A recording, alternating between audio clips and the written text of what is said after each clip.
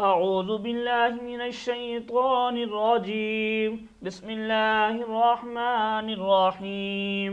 قال الملأ الذين استكبروا من قومه لنخرجنك يا شعيب والذين آمنوا معك من قريتنا أو لتعودن في ملتنا قال أولو كنا كارهين قد افترينا على الله كذبا إن عدنا في ملتكم بعد إذ نجانا الله منها وما يكون لنا أن نعود فيها إلا أن يشاء الله ربنا وسع ربنا كل شيء علما على الله توكلنا ربنا افتح بيننا وبين قومنا بالحق وأنت خير الفاتحين وقال الملأ الذين كفروا من قومه لئن اتبعتم شعيبا إنكم إذا لخاسرون فأخذتهم الرجفة فأصبحوا في دارهم جاثمين الذين كذبوا شعيبا كأن لم يغنوا فيها الذين كذبوا شعيبا كانوا هم الخاسرين فتولى عنهم وقال يا قوم لقد أبلغتكم رسالات ربي ونصحت لكم فكيف آسى على قوم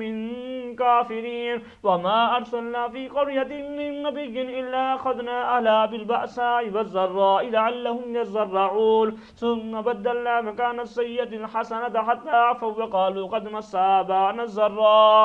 آباءنا الضراء والسراء فأخذناهم بغتة وهم لا يشعرون ولو أن أهل القرى آمنوا واتقوا لفتحنا عليهم بركات من السماء والأرض ولكن كذبوا فأخذناهم بما كانوا يكسبون أفأمن أهل القرى أن يأتيهم بأسنا بياتا وهم نائمون أوامن أهل القرى أن يأتيهم بأسنا ضحى وهم يلعبون أفأمنوا مكر الله فلا يأمن مكر الله إلا القوم الخاسرون أولم يهد للذين يرثون الأرض من بعد أهلها أن لو نشاء وصبناهم بذنوبهم ونطبع على قلوبهم فهم لا يسمعون تلك القرى نقص عليك من أنبائها ولقد جاءتهم رسلهم بالبينات فما كانوا ليؤمنوا بما كذبوا من قبل كذلك يطبع الله على قلوب الكافرين وما وجدنا لأكثرهم من عهد وإن وجدنا أكثرهم لفاسقين ثم بعثنا من بعدهم موسى بآياتنا إلى فرعون وملئه فظلموا بها فانظر كيف كان عاقبة المفسدين وقال موسى يا فرعون إني رسول من رب العالمين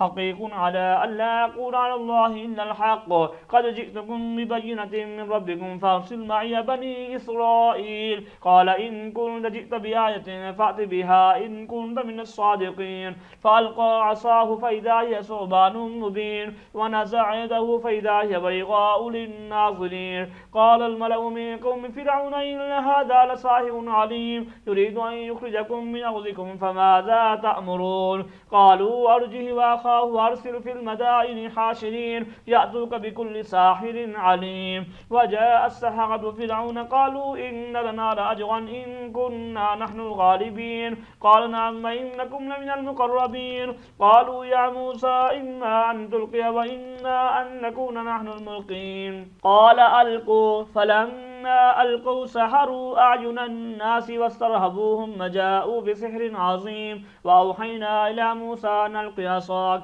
فإذا هي تلقف ما يأفكون فوقع الحق وبطل ما كانوا يعملون فغلبوا هنالك وانقلبوا صاغرين وألقي السحرة ساجدين قالوا آمنا برب العالمين رب موسى وهارون قال فرعون آمنتم به قبل أن آذن لكم إن هذا لمكر مكرتموه في المدينة لتخرجوا منها أهلها فسوف تعلمون لأقطعن أيديكم وأرجلكم من خلاف ثم لأصلبنكم أجمعين قالوا إنا إلى ربنا منقلبون وما تنقم منا إلا أن آمنا بآيات ربنا لما جاءتنا ربنا أفرغ علينا صبرا وتوفنا مسلمين وقال الملأ من قوم فرعون أتذر موسى وقومه ليفسدوا في الأرض ويذرك وآلهتك قال سنقتل أبناءهم ونستحيي نساءهم وإنا فوقهم قاهرون قال موسى لقومه استعينوا بالله واصبروا إن الأرض لله يورثها من يشاء من عباده والعاقبة للمتقين قالوا أوذينا من قبل أن تأتينا ومن بعد ما جئتنا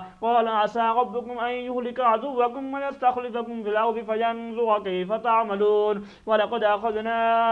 آل فرعون بالسنين ونقص من الثمرات لعلهم يذكرون فإذا جاءت تصبهم الحسنة قالوا لنا هذه وإن تصبهم سيئة يطيروا بموسى ومن معه ألا إنما طائرهم عند الله ولكن أكثرهم لا يعلمون وقالوا مهما تأتنا به من آية لتسحرنا بها فما نحن لك بمؤمنين فأرسلنا عليهم الطوفان والجراد والقمل والضفادع والدم آيات مفصلات فاستكبروا وكانوا قوما مجرمين ولما وقع عليهم الرجس قالوا يا موسى ادع لنا ربك بما عهد عندك لئن كشفت عنا الرجس لنؤمنن لك ولنرسلن معك بني إسرائيل فلما كشفنا عنهم الرجس إلى أجل هم بالغوه إذا هم ينكثون فانتقمنا منهم فأغرقناهم في اليم بأنهم كذبوا بآياتنا وكانوا عنها غافلين وأورثنا القوم الذين كانوا يستضعفون مشارق الأرض ومغاربها التي باركنا فيها وتمت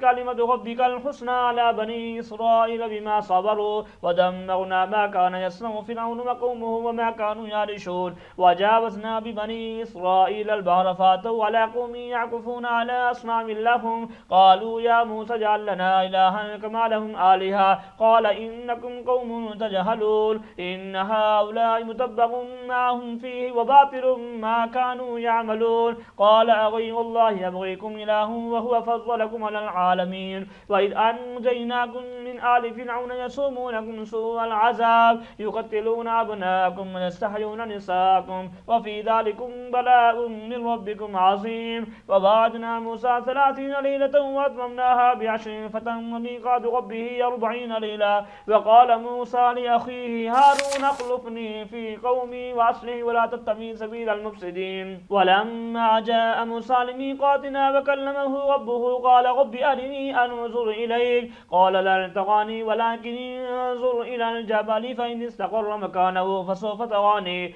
فلما تجلى ربه للجبل جعله دكا وخر موسى صعقا فلما فاق قال سبحانك تبت إليك وأنا أول المؤمنين قال يا موسى إني اصطفيتك على الناس برسالاتي وبكلامي فخذ ما آتيتك وكن من الشاكرين وكتبنا له في الألواح من كل شيء موعظة وتفصيلا لكل شيء فخذها بقوة وأمر قومك يأخذوا بأحسنها سأريكم دار الفاسقين سأصرف عن آياتي الذين يتكبرون في الأرض بغير الحق وإن يروا كل آية لا يؤمنوا بها وإن يروا سبيل الرشد لا يتخذوه سبيلا وإن يروا سبيل الغي يتخذوه سبيلا ذلك بأنهم كذبوا بآياتنا وكانوا عنها غافلين والذين كذبوا بآياتنا ولقاء الآخرة حبطت أعمالهم هل يجزون إلا ما كانوا يعملون واتخذ قوم موسى من بعده من حليهم عجلا جسدا له خوار ألم يروا أنه لا يكلمهم ولا يهديهم سبيلا اتخذوه وكانوا ظالمين ولما سقط في أيديهم رأوا أنهم قد ضلوا قالوا لئن لم يرحمنا ربنا ويغفر لنا لنكونن من الخاسرين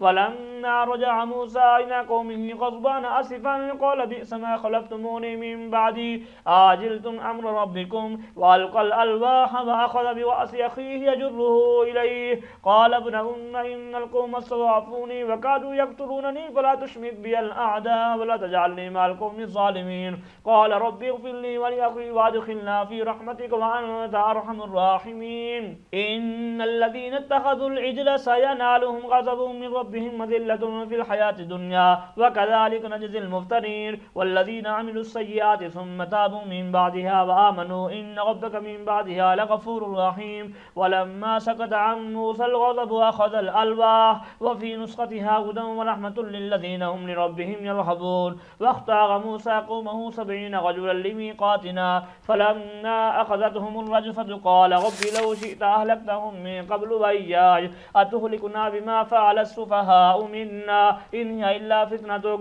تضل بها من تشاء وتهدي من تشاء أنت ولينا فاغفر لنا وارحمنا وأنت خير الغافرين واكتب لنا في هذه الدنيا حسنة وفي الآخرة إنا هدنا إليك قال عذابي يصيب به من أشاء ورحمتي وسعت كل شيء فسأكتبها للذين يتقون ويؤتون الزكاة والذين هم بآياتنا يؤمنون الذين يتبعون الرسول النبي الأمي الذي يجدونه مكتوبا عندهم في التوراة والإنجيل يأمرهم بالمعروف وينهاهم عن المنكر ويحل لهم الطيبات ويحرم عليهم الخبائث ويضع عنهم إصرهم والأغلال التي كانت عليهم فالذين آمنوا به وعزروه ونصروه واتبعوا النور الذي أنزل معه أولئك هم المفلحون قل يا أيها الناس إني رسول الله إليكم جميعا الذي له ملك السماوات والأرض لا إله إلا هو يحيي ويميت فآمنوا بالله ورسوله النبي الأمي الذي يؤمن بالله وكلماته واتبعوه لعلكم تهتدون ومن قوم موسى أمة يهدون بالحق وبه يعدلون وقطعناهم 12 أسباطا أمما وأوحينا إلى موسى إذ استسقاه قومه أن اضرب بعصاك الحجر فانبجست منه 12 عينا قد علم كل ناس مشربهم وظللنا عليهم الغمام وأنزلنا عليهم المن والسلوى كلوا من طيبات ما رزقناكم وما ظلمونا ولكن كانوا أنفسهم يظلمون وإذ قيل لهم اسكنوا هذه القرية وكلوا منها حيث شئتم وقولوا حطة وادخلوا الباب سجدا نغفر لكم خطيئاتكم سنزيد المحسنين فبدل الذين ظلموا منهم قولا غير الذي قيل لهم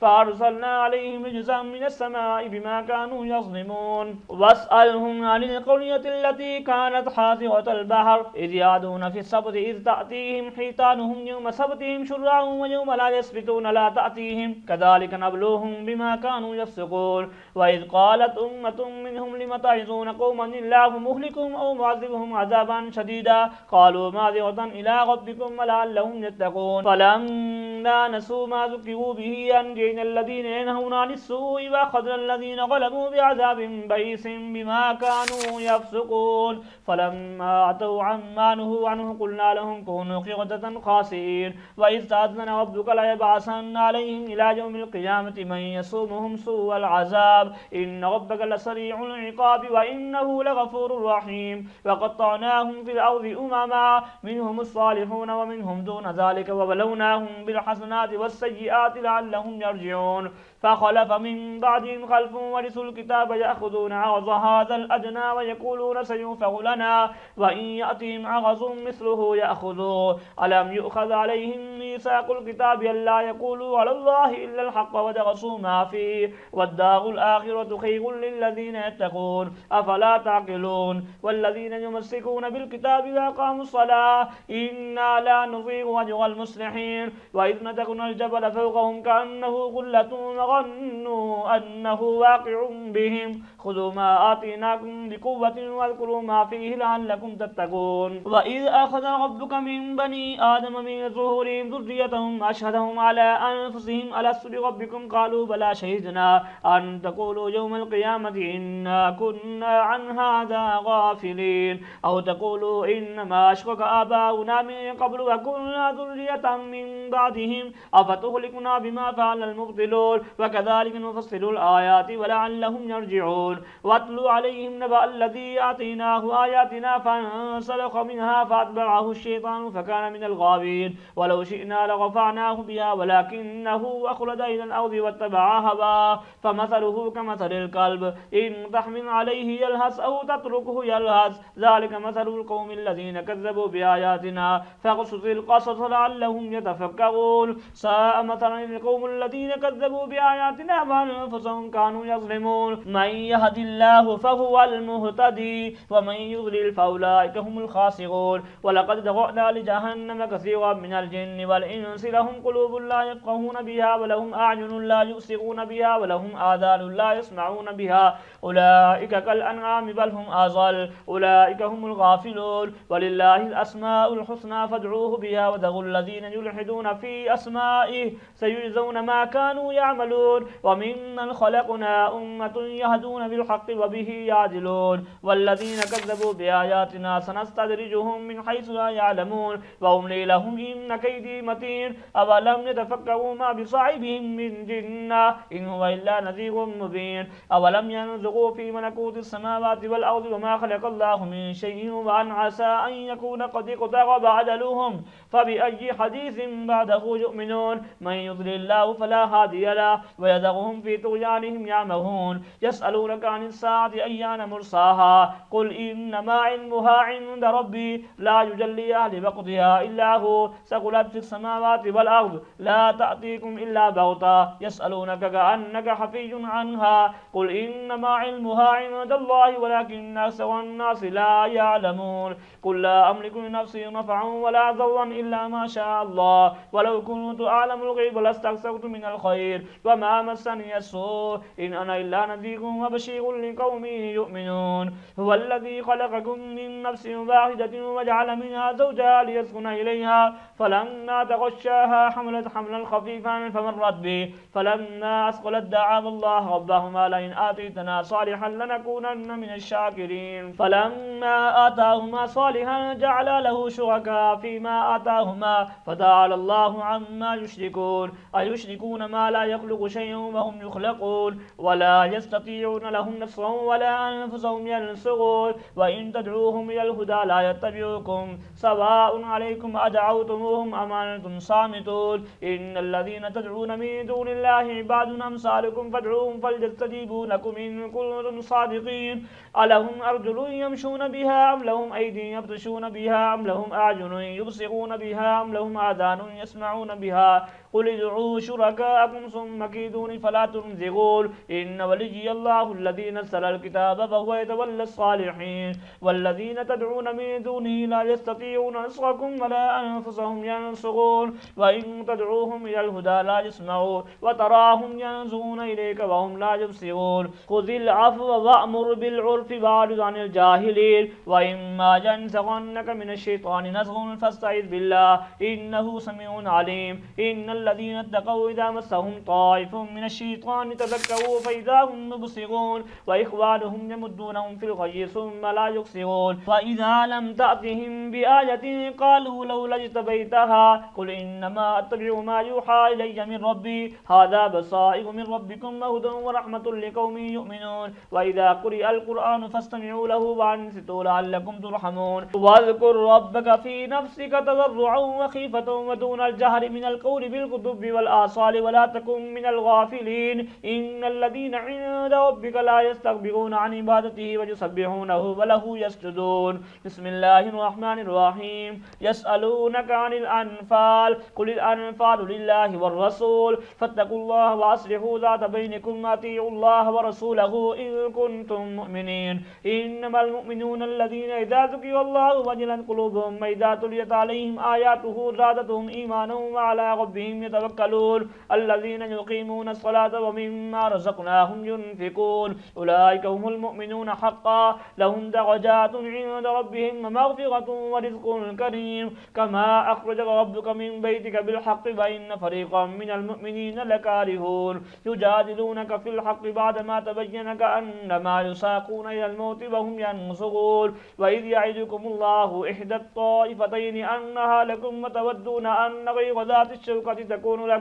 تكون لكم يريد الله أن يحق الحق بكلماته ويقطع دابر الكافرين ليحق الحق ويبطل الباطل ولو كره المجرمون إذ تستغيثون ربكم فاستجاب لكم أني ممدكم بألف من الملائكة مردفين وما جعله الله إلا بشرى ولتطمئن به قلوبكم وما النصر إلا من عند الله إن الله عزيز حكيم إذ يغشيكم النعاس أمنة منه وينزل عليكم من السماء ماء ليطهركم به ويذهب عنكم رجز الشيطان وليربط على قلوبكم ويثبت به الأقدام إذ يوحي ربك إلى الملائكة أني معكم فثبتوا الذين آمنوا سألقي في قلوب الذين كفروا الرعب فاضربوا فوق الأعناق واضربوا منهم كل بنان ذلك بأنهم شاقوا الله ورسوله ومن يشاقق الله ورسوله فإن الله شديد العقاب ذلكم فذوقوه وأن للكافرين عذاب النار يا أيها الذين آمنوا إذا لقيتم الذين كفروا زحفا فلا تولوهم الأدبار ومن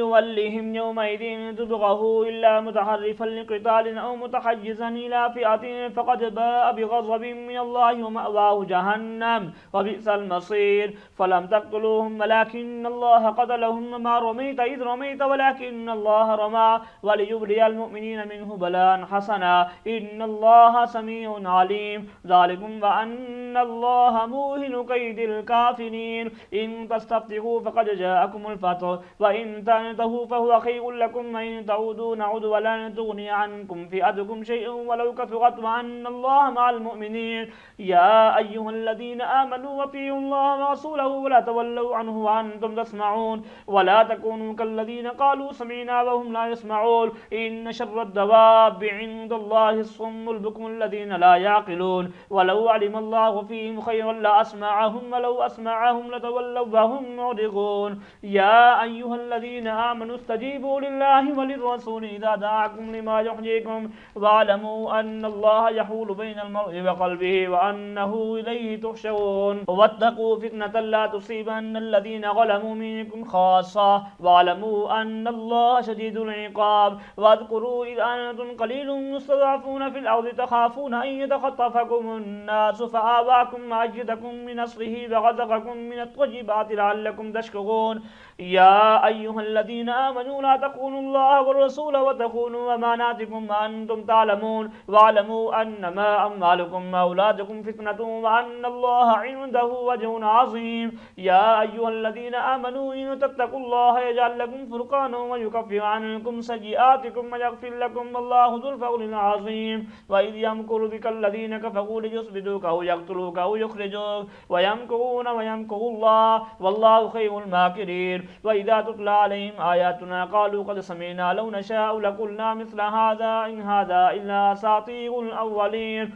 وإذ قالوا اللهم إن كان هذا هو الحق من عندك فأمطر علينا حجارة من السماء وائتنا بعذاب أليم. وما كان الله ليعذبهم وأنت فيهم وما كان الله معذبهم وهم يستغفرون. وما لهم ألا يعذبهم الله وهم يصدون عن المسجد الحرام وما كانوا أولياءه إن أولياؤه إلا المتقون ولكن أكثرهم لا يعلمون. وما كان صلاتهم عند البيت إلا مكاء وتصديا فذوقوا العذاب بما كنتم تكفرون. إن الذين كفروا ينفقون أموالهم ليصدوا عن سبيل الله فسينفقونها ثم تكون عليهم حسرة ثم يغلبون والذين كفروا إلى جهنم يحشرون. ليميز الله الخبيث من الطيب ويجعل الخبيث بعضه على بعض فيركمه جميعا فيجعله في جهنم أولئك هم الخاسرون. قل للذين كفروا إن ينتهوا يغفر لهم ما قد سلف وإن يعودوا فقد مضت سنة الأولين. وقاتلوهم حتى لا تكون فتنة ويكون الدين كله لله فإن انتهوا فإن الله بما يعملون بصير. وإن تولوا فاعلموا أن الله مولاكم نعم المولى ونعم النصير.